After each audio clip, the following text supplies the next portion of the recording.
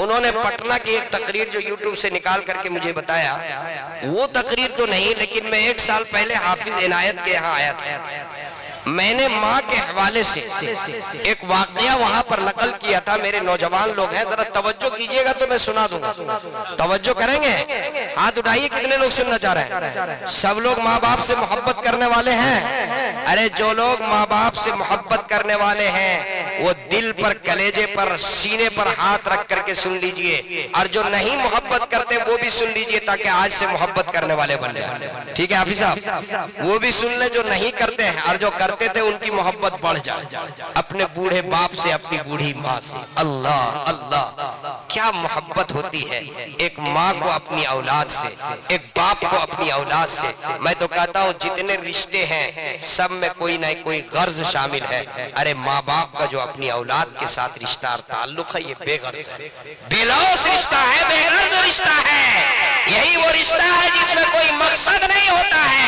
माँ की ममता क्या होती है, एक माँ अपनी औलाद से कैसी मोहब्बत करती है, एक माँ को अपनी औलाद से कैसा ताल्लुक है। जरा सुनिए, एक साहब की शादी हुई और 25 साल के बाद औलाद हुई। कितने दिनों के बाद? 25 साल के बाद। आप सोच सकते हैं कि 25 साल बाद लड़का हो तो कितनी खुशी होगी, और कितना नाज़ो नेम के साथ अपने बच्चे को वो पालेगा।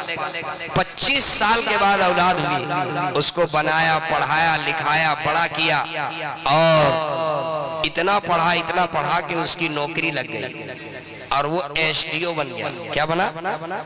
एसडीओ, समझते हैं? एसडीओ बन गया। उसने आकर के कहा, अम्मी जान अब मेरी शादी कर दीजिए। अम्मी ने कहा, बेटा बहुत अच्छी बात है, रिश्ता तलाश करो, अपने पसंद का रिश्ता ढूंढ लो। रिश्ता तलाश किया गया, शादी हो गई। गांव में माँ बाप, बूढ़े माँ बाप गांव में रहते थे। जब बेगम आई तो 3-4 दिन रहने के बाद बोली कि देखिए यहाँ मैं नहीं रह सकूंगी, इसलिए कि आपके घर में लाइट नहीं, यहाँ बिजली नहीं, यहाँ पानी नहीं, यहाँ कनेक्शन नहीं, यहाँ एसी नहीं, यहाँ पंखा नहीं, कैसे रहेंगे? माँ ने कहा, बेटा इसका कोई कसूर नहीं है। अरे ये शहर में रहने वाली है, ये बिजली, पानी, पंखा, एसी में रह चुकी है, यहाँ नहीं रह पाएगी। जाओ तुम अपने क्वार्टर में लेकर के जाओ और क्वार्टर में रखो, ले जाओ। चुनांचे लेकर के चले गए अपने क्वार्टर में। हफ्ते में 1 दिन अपनी वालिदा से मुलाकात के लिए, हफ्ते में सिर्फ 1 दिन। जब आता तो बीवी से पूछ करके आता, बीवी बोलती कि कितनी देर में लौटिएगा, तो बोलता बेचारा कि 2 घंटा में आ जाएंगे। अब कभी कभी 3 घंटा हो जाता, कभी 4 घंटा हो जाता, कभी 5 घंटा हो जाता। जब घर जाता तो बीवी गुस्सा होती थी कि आप तो माँ के पास जाते हैं तो भूल ही जाते हैं, याद ही नहीं रहता बाल बच्चा, वहां जाते हैं तो बस बाल बच्चा फरामोश कर देते हैं। बहरहाल बेचारा इधर बीवी की भी बात सुनता, माँ से भी मोहब्बत करता। कुछ दिनों के बाद सऊदी अरब से एक वैकेंसी आई। उसने अपनी माँ से कहा, अम्मी सऊदीया से एक वैकेंसी आई है, अगर आप इजाजत दें तो मैं इंटरव्यू दे दूं, अगर मैं कामयाब हो गया तो मैं सऊदी अरब चला जाऊंगा। माँ ने कहा, कौन माँ नहीं चाहती कि मेरा बेटा तरक्की करे, कौन बाप नहीं चाहता कि मेरा बेटा तरक्की करे। कहा, बड़ी अच्छी बात है बेटा, जाओ। चुनांचे उसके माँ की इजाजत के बाद उसने इंटरव्यू दिया और हुस्ने इत्तिफाक ये है कि वो कामयाब हो गया, कामयाब हो गया। माँ होती है। कहा, बेटा सुनो, अब तू बहुत दूर जा रहा है, तन्हा ना जाओ, अपनी बीवी को लेकर के जाओ, तन्हा ना जाओ, अपनी बीवी को लेकर के जाओ। और सुनो मेरे बेटे, जाते वक्त नसीहत की कि देखो जिस मकाम पर जा रहे हो वो मकाम मुकर्रम है, वहीं पर मक्का मुकर्रमा भी है और वहीं पर मदीना मनव्वरा भी है। ऐ मेरे लख्ते जिगर, ऐ मेरे नूरे नजर, जब वहां जाओ, जब तुम्हें मौका मिले तो उम्रा भी करना, और जब तुम्हें मौका मिले तो आका के रोजे पे सलाम भी पढ़ना।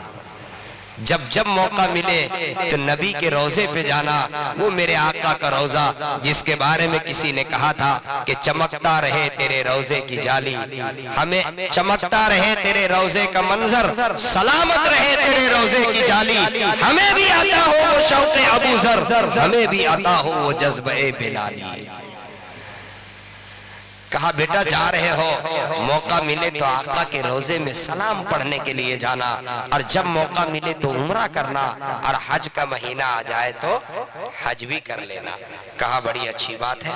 चुनांचे जब हज का महीना आता तो वो हज भी करता, मौका मिलता तो उम्रा भी करता।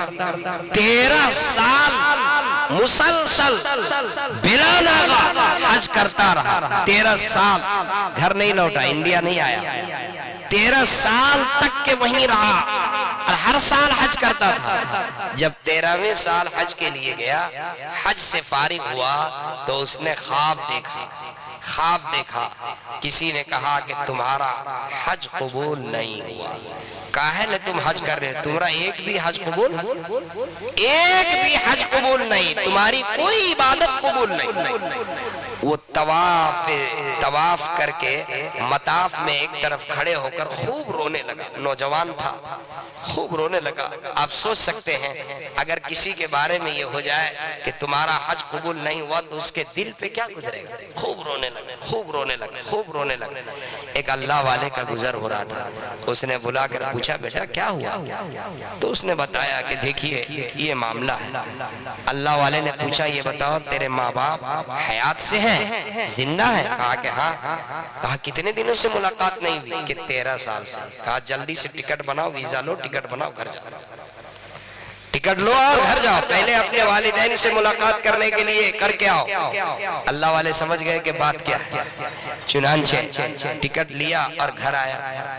जब गांव के सरहद पर आया तो एक लड़के से रास्ते में मुलाकात हो गई, गांव के लड़के से। उससे पूछा अपने बाप का नाम लेकर के कि तुम उनको जानते हो? तो उसने कहा कि हाँ जानता हूँ। कहा कि वो कैसे हैं? तो उस लड़के ने कहा कि तकरीबन 1 महीना पहले उसका इंतकाल हो गया। 1 महीना पहले इंतकाल हो गया। तरह सोचिए, उस वक्त जो है मोबाइल नहीं था, टेलीफोन नहीं था। 13 साल हो गया, खबर नहीं लिया। अचानक गांव के सरहद में दाखिल हुआ और खबर मिलती है कि बाप का इंतकाल हो गया। बोझल कदमों के साथ आगे बढ़ा, दिल में घबराते हुए सोचते हुए ये जा रहा है मेरी माँ किस कैफियत में होगी, मेरी माँ किस हालत में होगी। उस लड़के ने एक बात और कह दिया साथ ही साथ, कहा कि उसका एक ही लड़का है। वो तो पहचानता नहीं था उसको। कहा उसका एक ही लड़का है जो सऊदी अरब में रहता है, लेकिन वो निहायत नालायक बेटा है, निहायत नाहंजार है। 13 साल हो गया वो बाप के जनाजे में भी नहीं आया। सुन करके तो पांव तले जमीन खिसक गई। बोझल कदमों के साथ घर आया, दिल में ये हसरत, दिल में ये फिक्र, दिल में ये आरज़ू, मेरी माँ किस हालत में होगी, मेरी बूढ़ी माँ किस हालत में होगी, पता नहीं। मैं बाप के जनाजे में भी नहीं आया, मेरी माँ मुझसे बात करेगी या नहीं करेगी, मेरी माँ मुझसे कहीं नाराज तो नहीं होगी, मेरी माँ मुझे घर में घुसने की इजाजत देगी या नहीं देगी। अल्लाह अल्लाह। गया, दरवाजा बंद था, हल्के हाथ से दरवाजे पे दस्तक दिया, दरवाजा खुल गया। अंदर चारपाई लगी हुई थी और बूढ़ी माँ उस चारपाई पर लेटी हुई थी। बहुत कमजोर, बहुत नहीफ बूढ़ी माँ चारपाई पर लेटी हुई थी। गया, खड़ा हुआ, थोड़ी देर सोचता रहा कि मेरी माँ नींद से है या बेदार है। अगर बेदार है तो मैं सलाम करूं, और अगर नींद से है तो मैं इंतजार करूं कि मेरी माँ बेदार हो जाए तब मैं सलाम करूं। खड़ा रहा। जब सिरहाने के पास गया तो देखा कि बूढ़ी माँ हाथ उठा करके और दुआ कर रही है। बूढ़ी माँ लेटी हुई है, हाथ ये उठा हुआ है और कुछ दुआ मांग रही है। करीब किया अपने कान को कि मेरी माँ क्या कह रही है। अपना कान जब करीब किया तो आवाज आई, माँ ये कह रही थी, ए परवरदिगार आलम, ए मेरे मौला, ए मेरे अल्लाह, मेरा खाविंद, मेरा शौहर 1 महीना पहले इंतकाल हो चुका है। ए अल्लाह तू जानता है मेरा खाविंद तेरा प्यारा हो गया। ए अल्लाह तू खूब जानता है कि मेरा एक ही बेटा है।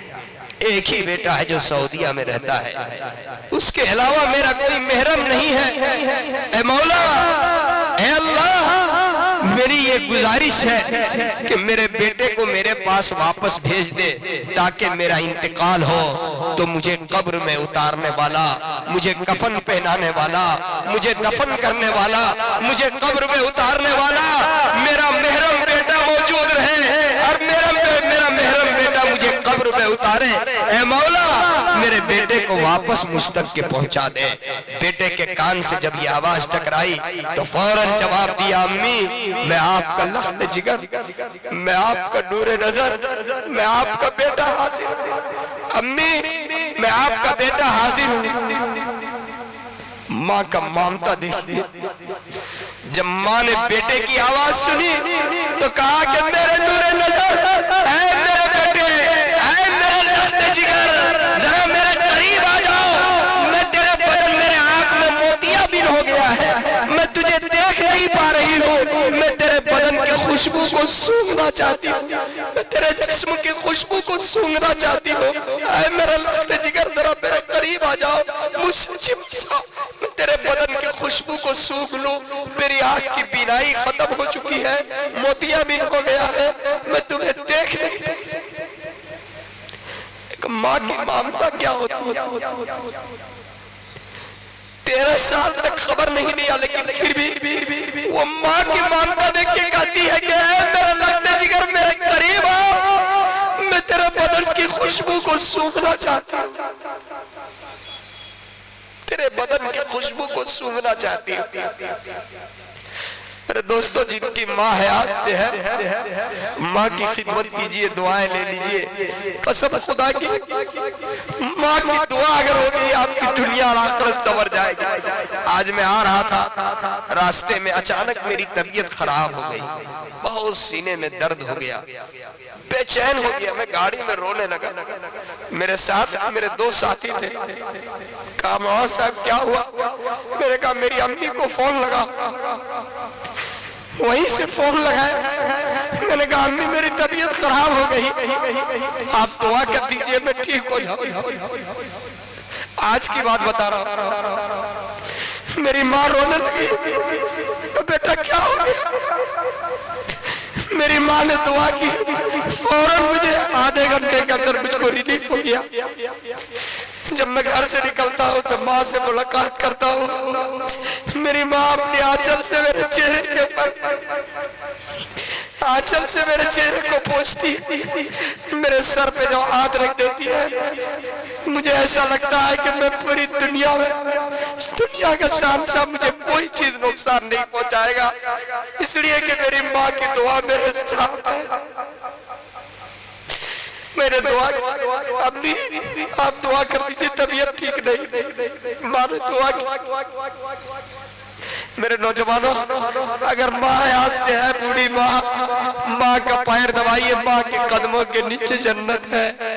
माँ की खिदमत कीजिए, माँ से दुआएं लीजिए, माँ दुआ कर देगी, आपकी दुनिया और आखिरत दोनों संवर जाएगी। अपने लिए भी दुआ कीजिए, हमारी तबीयत भी ठीक नहीं, मेरे लिए भी दुआ कर दीजिए। यहाँ आने के बाद दोबारा फिर तबीयत खराब हुई, फिर डॉक्टर को बुलाया, मैंने कहा कि बहुत अहम जलसा है। डॉक्टर आकर फिर अभी इंजेक्शन दिया, बहुत सीने में दर्द था, मैं आपके पास किसी तरह आकर बैठ गया। अल्लाह की मदद हुई, आप लोगों की तवज्जो हुई, मैं तकरीर कर सका आपके पास। अल्लाह से दुआ फरमाए, अल्लाह तबारक व तआला जो बातें कही गई उस पे हम सबको अमल की तौफीक मरहमत फरमाए। अल्लाह हमें सेहत अता फरमाए। जितने लोग यहाँ बैठे हुए, अल्लाह सबकी उम्रों में बरकतें अता फरमाए। वमा तौफीकी इल्ला बिल्लाह व आखिर दावाना अनिल हम्दुलिल्लाहि रब्बिल आलमीन। जज़ाकल्लाहु खैरन जज़ा।